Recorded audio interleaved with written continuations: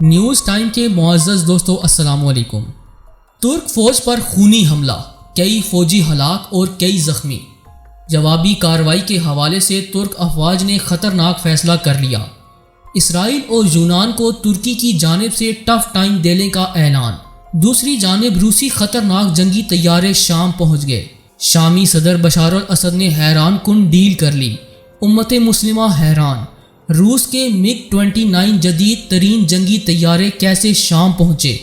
کیا اس ڈیل کے بدلے شام سے کوئی بڑا کام لیا جانا ہے؟ کیا اسے روس کی نئی چال تصور کیا جائے؟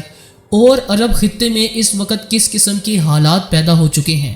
اس پر تفصیلی بات کرنے سے قبل چینل پر نئے آنے والے دوستوں سے التماس ہے کہ نیوز ٹائم کو سبسکرائب کرتے ہوئے ساتھ موجود گھنٹی کے بٹن کو بھی دبا دیں تاکہ آپ ہر خبر سے باخبر رہ سکیں۔ تو آئیے چلتے ہیں موضوع کے اصل حصے کی جانب۔ معزز ناظرین گرامی، جب سے رجب طیب اردوغان صاحب نے آیا صوفیہ کی قدیمی حیثیت بحال کی ہے، تب سے غیر مسلم طاقتیں ترک مخالف اقدامات کرتی دکھائی دے رہی ہیں۔ گزشتہ روز ترک فوج کے حوالے سے ایک ایسی خبر منظر عام پر آئی جس نے ترک فوج اور حکام کو متحرک کر دیا ہے۔ اطلاع کے مطابق عراق اور شام میں مسلح افواج کے حملوں میں متعدد ترک فوجی ہلاک اور زخمی ہو گئے۔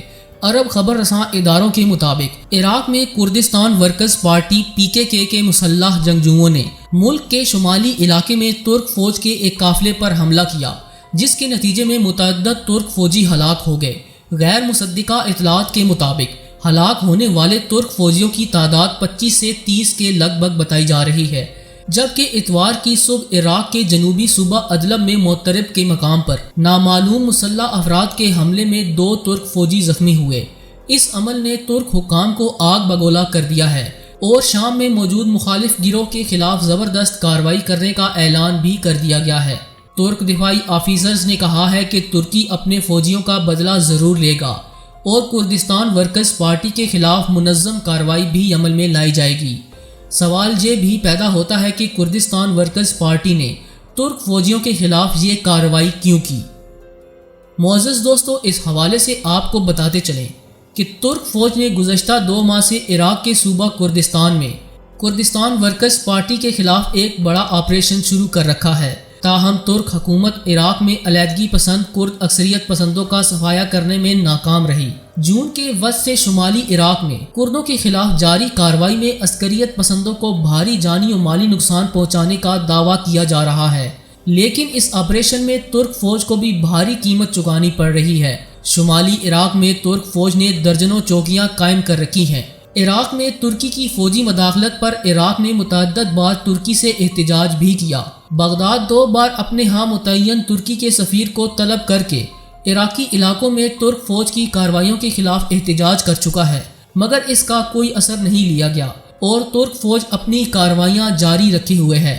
جبکہ ایسا ہی کچھ واقعہ شام کے ایک علاقے میں پیش آیا جہاں مسلح افراد نے فائرنگ کر کے 2 ترک فوجیوں کو زخمی کر دیا۔ شام میں انسانی حقوق کے لیے کام کرنے والے گروپ المصدر کے مطابق نامعلوم موٹر سائیکل سواروں نے ترک فوجیوں پر فائرنگ کی، جس کے نتیجے میں 2 ترک فوجی زخمی ہوئے۔ زخمی ہونے والے ایک فوجی کی حالت خطرے میں بتائی جاتی ہے۔ شام، عراق اور دیگر عرب ریاستوں میں جاری خانہ جنگی نے مسلم امہ کے لیے بڑی پریشانیاں پیدا کر رکھی ہیں۔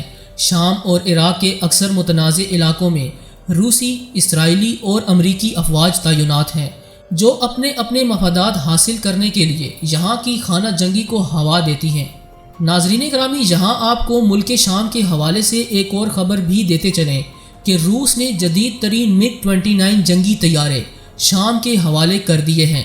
چند ماہ قبل شامی صدر بشار الاسد نے روسی حکام سے ایک ڈیل کی تھی جس کے تحت یہ جنگی طیارے شامی حکام کے حوالے کیے گئے۔ روس اس وقت شام میں ہونے والی خانہ جنگی میں شامی حکومت کا ساتھ دے رہا ہے کیونکہ اس طریقے سے وہ عراق میں موجود امریکی فوجیوں کو نشانہ بناتا ہے۔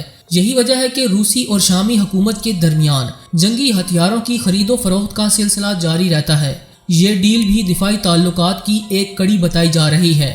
شام میں متعین روسی سفارتکار نے ٹویٹر پر اپنے پیغام میں اس بات کی تصدیق کی اور کہا کہ روس کی جانب سے مگ 29 طیاروں کی دوسری کھیپ 2 طرفہ تعاون کے نتیجے میں شام کو فراہم کر دی گئی ہے۔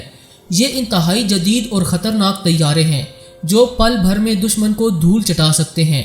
शाम रफ्ता रफ्ता अपनी दिफाई ताकत में इजाफा कर रहा है, जो इस बात का इंदिया है कि आने वाले दिनों में मुल्क शाम के मुखालिफिन को ज़बरदस्त जवाब मिल सकता है। चंद दिन कबल शाम की सरकारी खबर रसां एजेंसी साना ने यह खबर दी थी कि बशार अल असद की हामी शामी फौज रूस से जदीद MiG-29 तैयारे खरीद रही है और ये तैयारे जल्द ही शामी फिजाइया में शामिल हो जाएंगे। और अब इसकी तस्दीक रूसी सिफारतकार ने बजाते खुद कर दी है।